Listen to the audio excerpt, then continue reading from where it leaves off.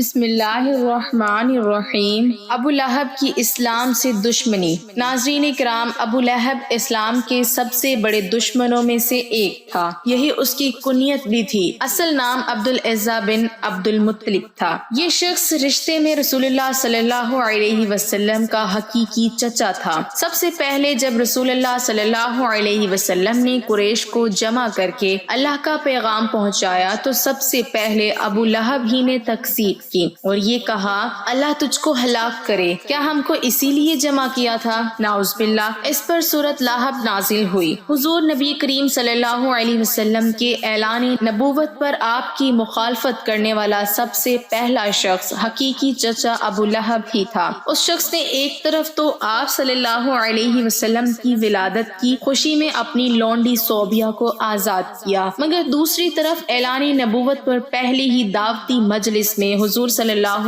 علیہ وسلم کی شان میں گستاخی کا ارتکاب بھی کیا، اور پھر اس کا سارا گھرانہ ہی پیغمبر صلی اللہ علیہ وسلم کی شان اقدس میں گستاخیوں پر اتر آیا۔ پھر جب اللہ کی طرف سے رشتہ داروں اور قرابت داروں کو دین کی دعوت دینے کا حکم ہوا تو نبی کریم صلی اللہ علیہ وسلم نے کوہ صفا پر چڑھ کر خاندان قریش کو آواز دینا شروع کر دی، اے بنی عدہ، یہاں تک کہ سب کے سب اکٹھے ہو گئے، حتیٰ کہ اگر کوئی آدمی خود نہیں جا سکتا تھا تو اس نے اپنا قاصد بھیج دیا کہ دیکھیں معاملہ کیا ہے۔ غرض سارے قریش جمع ہو گئے، ابو لہب بھی آ گیا۔ اس کے بعد آپ صلی اللہ علیہ وسلم نے فرمایا تم لوگ یہ بتاؤ، اگر میں یہ خبر دوں کہ ادھر وادی میں شاہ سواروں کی ایک جماعت ہے جو تم پر حملہ آور ہونا چاہتی ہے تو کیا تم مجھے سچا مانو گے؟ لوگوں نے کہا بے شک ہم نے آپ صلی اللہ علیہ وسلم کو ہمیشہ سچا ہی پایا ہے۔ لہٰذا آپ صلی اللہ علیہ وسلم نے فرمایا اچھا تو میں تمہیں ایک سخت عذاب سے آگاہ کرنے کے لیے بھیجا گیا ہوں جو دشمن کے حملے سے کہیں زیادہ خطرناک ہے۔ اس پر ابو لہب نے کہا تو غارت ہو، کیا تو نے ہمیں اس لیے جمع کیا ہے؟ اس پر سورۃ لہب نازل ہوئی کہ ابو لہب کے دونوں ہاتھ غارت ہو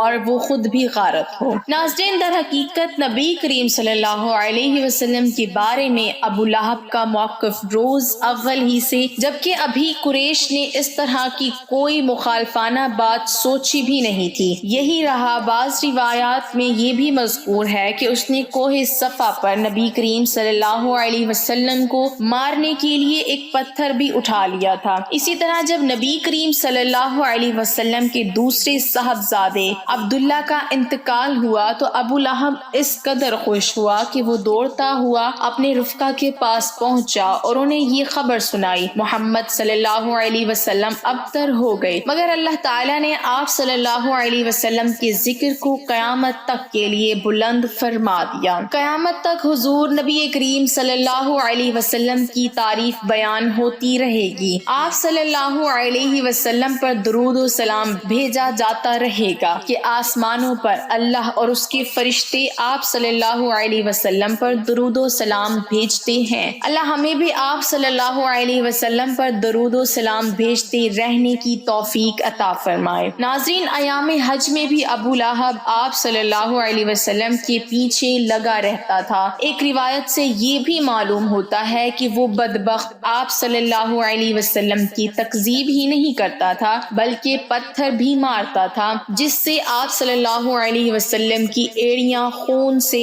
رنگین ہو جاتی تھیں۔ نہنجار کی حالت کفر میں مرنے کی پیشن گوئی کی گئی جو حرف بہ حرف پوری ہوئی اور وہ انتہائی ذلت کی موت مرا۔ اس کا اس طرح کے انجام سے دو چار ہونا نبی کریم صلی اللہ علیہ وسلم کی نبوت کی صداقت کی واضح دلیل ہے۔ ناظرین، ابو لہب چونکہ بہت مالدار ڈیئر ناظرین، پلیز چینل کو سبسکرائب کر دیں، شکریہ۔ اسی لیے جب اس کو اللہ کے عذاب سے ڈرایا جاتا تو یہ کہتا کہ اگر میرے بھتیجے کی بات حق ہے تو قیامت کے دن مال و اولاد کا فدیہ دے کر عذاب سے چھوٹ جاؤں گا۔ ابن اسحاق کی روایت میں ہے کہ جب ام جمیل کو خبر ہوئی کہ میرے اور میرے شوہر کے بارے میں سورت نازل ہوئی تو ایک پتھر لے کر آپ صلی اللہ علیہ وسلم کو مارنے کے لیے دوڑی۔ اس وقت آپ صلی اللہ علیہ وسلم اور حضرت ابوبکر صدیق رضی اللہ اللہ تعالی عنہ مسجد حرام میں تشریف فرما تھے۔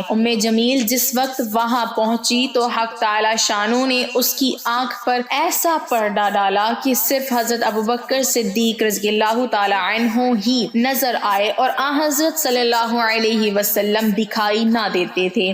جمیل نے حضرت ابوبکر صدیق رضی اللہ تعالی عنہ سے پوچھا کہ تمہارے ساتھی کہاں ہیں؟ مجھ کو معلوم ہے وہ میری مذمت اور رجوع کرتے ہیں، خدا کی قسم اگر اس وقت ان کو پاتی تو اس پتھر سے مارتی۔ دشمنی اور عداوت میں حضرت صلی اللہ علیہ وسلم کو بجائے محمد کے مذمم کہتے تھے اور یہ کہہ کر وہ واپس ہو گئی۔ قریش جب حضرت صلی اللہ علیہ وسلم کو مذمم کہہ کر برا کہتے تو آپ صلی اللہ علیہ وسلم فرماتے کہ اے لوگو، تم تعجب نہیں کرتے کہ اللہ تعالیٰ نے کس طرح ان کے سب وشتم کو مجھ سے پھیر دیا۔ وہ مذمم کو برا کہتے ہیں اور میں محمد ہوں۔ ناظرین، واقعہ بدر کے 7 روز بعد ابو لہب کے ایک زہریلا تالا نمودار ہوا، اسی میں ہلاک ہوا۔ گھر والوں نے اندیشے سے کہ اس کی بیماری ہم کو نہ لگ جائے اس کو ہاتھ تک نہ لگایا۔ اسی طرح 3 دن لاش پڑے پڑے سڑ گئی۔ اہل خاندان نے آر اور بدنامی کے خیال سے چند حبشی مزدوروں کو بلا کر لاشا اٹھوایا۔ مزدوروں نے ایک گڑھا کھودا اور لکڑیوں سے دھکیل کر لاش کو اس